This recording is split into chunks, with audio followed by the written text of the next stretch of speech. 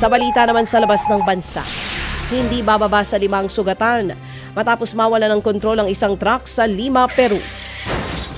Nakuhanan sa CCTV ang pagsalpok ng truck sa 2 sasakyan. May kargang mga bato ang naturang sasakyan. Ayon sa Peruvian Police, nagugat ang aksidente bunsod ng nangyaring mechanical failure sa truck. Nasa maayos naman ang lagay ng mga biktima ng trahedya. Bumisita si dating US President at Republican contender Donald Trump sa Texas sa Amerika.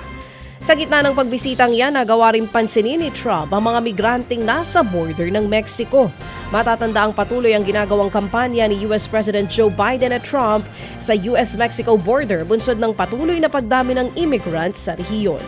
Sa ngayon kasi nananatili pa rin ang debate ng pagpapatupad ng border security sa dalawang bansa.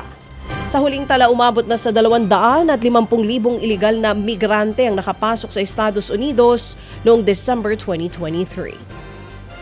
Aabot naman sa higit 56 billion pesos ang ibinahagi ng isang dating propesor sa isang paaralan sa New York sa Amerika.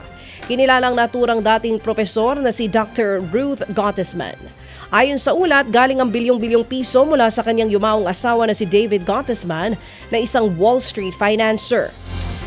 Kabilang sa makikinabang ay ang nasa 1,100 estudyante na nakararanas ng utang sa kanilang eskwelahan. Ted Filon at DJ Chacha ngayon nasa Radyo 5 92.3 News FM Monday to Friday 6 to 10 a.m.